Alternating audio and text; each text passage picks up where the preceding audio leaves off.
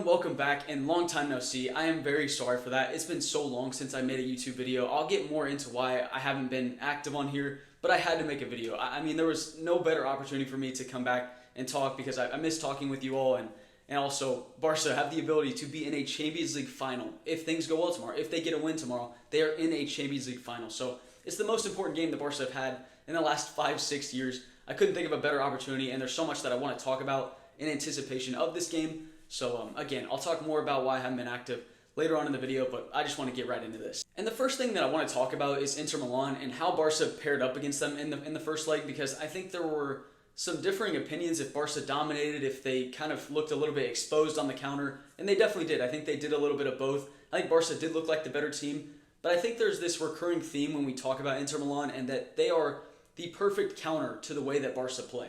Not just because they want to counter, but because Barca, the way that they play, they want to dominate high up the pitch, and they leave a lot of space in behind. And a team like Inter Milan that's so compact, that's so good defensively, and then they have the ability to beat you that easily on the counter, and then they're also great at set pieces, and Barca, especially recently, they've been pretty poor in that regard. So it's a very big test for Barca. If there was a team that you wouldn't want to play, it would probably be Inter Milan, but I think that's exactly why they're playing them in a semifinal, because these are against the best teams in the world. These are teams that are not going to make it easy at all to get to a final. And that's why you have to earn your place in a Champions League final. And I think Barca, they have the ability to do that tomorrow, but it's going to be a very difficult game against Inter Milan, no doubt about it. And it's away from home, and it's in a green kit away from home in a Champions League semifinal.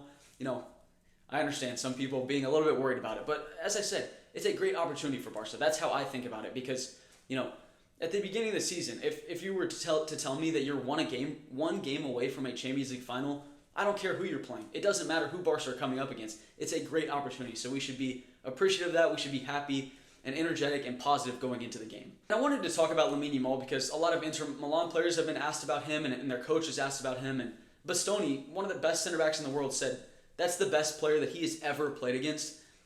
I mean, I don't think we realize how crazy that is. I know we talk so much about Lamine, and he deserves so much praise for everything he's done, especially that performance against Inter Milan, because that's one of the best individual performances I've seen at that stage of the knockout stage in such a long time. He was absolutely incredible, unstoppable, completely put Barcelona on his back and said, I want to take you to the next round. So keep giving the ball to me, keep feeding me. And eventually Inter Milan couldn't do anything against him, so they had to put 2 or 3 players on him, which is just an incredible achievement for a 17-year-old. And it also allows his teammates to have a lot more freedom and space that they wouldn't have if they didn't have to put 3 people on Lamine. And I think that's what they're going to do tomorrow. They're definitely going to mark him with 2 or 3 players. They're going to make it difficult for him every single time he touches the ball. But not only is it a great opportunity for Lamine to even beat those 3 players, but also it's a great opportunity for his teammates, you know, to carry some of the slack because they have a little bit more freedom. They have a player that's, you know, supposed to be guarding them, but they have to guard Lamine because he's been that good. So it gives them an opportunity to stand out in this game as well. But Lamine, of course, such an important player to watch in this game because he's the difference maker. You know, you need someone to beat a player on the ball, to go 1v1, to make something happen, to create a chance, to put a ball into the box. To open up the game for Barca, it's going to be Lamine Yamal, and especially with Lewandowski back, which I'll get into that as well. I think those balls into the box are going to be so important for Lamine. So I'm so excited for this game tomorrow, and Lamine, definitely 100% a player to watch tomorrow. And as I said, with all that pressure on the right-hand side, trying to contain and prevent Lamine Yamal from deciding this game, what does that mean for a player like Rafinha on the other side of the pitch, or Dani Olmo centrally? I think it gives them a little bit more freedom, a little bit more space to operate, and especially someone like Rafinha, I think a lot of Barca fans did worry about his ability to decide the game when there's not much space in behind, and I think that's been his biggest trait, his biggest compliment that he's given Barcelona this season, which is great because he's been so instrumental in the way that Barca have played. Definitely not bashing him at all, but you know, he's a little bit less productive when he's not able to run in behind.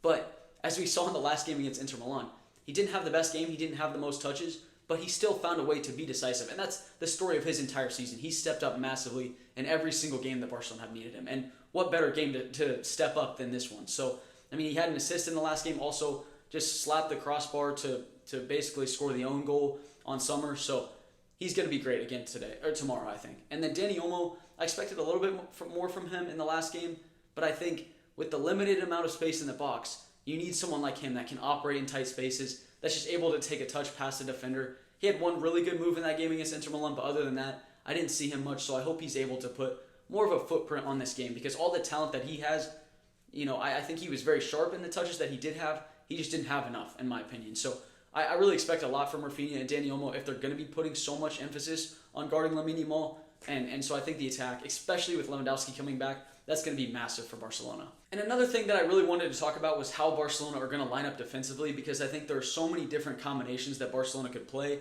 and especially with Koundé unfortunately being injured, that's such a big miss. And the same with Balde. We thought maybe he would be back for this game, but it doesn't look like it. He was not in the squad. So neither Koundé or Balde, the two starting fullbacks for Barca, will be available for this game. So yeah, those are big misses, huge misses, because they've been so important for Barca this season, but you have a lot of talent in the squad. You can still adapt. And so at right back, I think he does have a few options, either Ronald Araujo or Eric Garcia. I could see him going with either, to be honest. And then on the left, I do think he's going to play Inigo Martinez there, and I think that's the right idea. No offense to Gerard Martin, I just trust Inigo Martinez more there. And then I think in the center back position, you're either going to play Ronald Araujo if he's not playing on the right, or you're going to play Kubarsi and Andreas Christensen. And Christensen coming back, I think he didn't put a foot wrong in the 2 games that he's played this season, but it is asking a lot to step up in a game like this and start.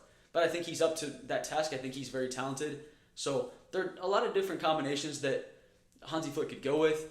You could have different approaches, but I just think someone like Ronald Araujo and even Christensen in the air on set pieces could really help Barcelona. So you want at least one of those players on the pitch. But I think it is probably going to be Ronald Araujo, Christensen, Kubarsi, and then Inigo Martinez. Or it would be Eric Garcia at right back, and then you would slide Araujo to center back. So either way, I'm fine with that, but the defensive pairing is going to be very important because we saw how Inter wanted to play. They wanted to sit back, wait for their opportunity to counter, and they were very sharp with those counters.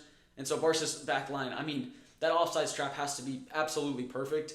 And there are some times when it's a little bit worrying, but Hansi Flick's not going to change the way that he plays at this point in the season, especially when it's been working so well for Barca. So definitely scary to play that way, but it's high risk, high reward because of how many goals Barca have scored, how fluid they've looked in the attack. So that's not going to change in this game. But yeah, Barcelona defensively have to be basically perfect in this game. And then, as I said, Robert Lewandowski coming back. And I remember a couple years ago in the Champions League, I think it was Lewa's first season, he scored a great header against Inter Milan. He basically dragged Barcelona back in that game.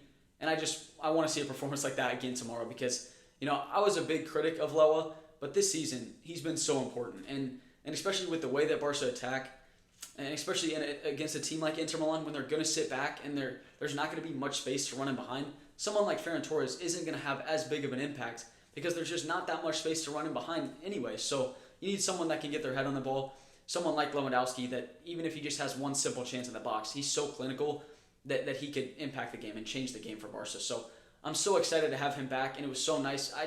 You got to give him so much credit for his mentality and his fitness at this stage in his career. It's incredible that he made that quick of a comeback just to be ready and available in this game for Barca. So I love that from Lewandowski, and I'm so excited to have him back in the starting lineup. But yeah, as I said, this is Barcelona's most important game that we've seen in a very long time. And you are one step away from making it to a Champions League final. And that doesn't mean that you're in. You have so much work to do tomorrow. You have to play so well against a very good opponent.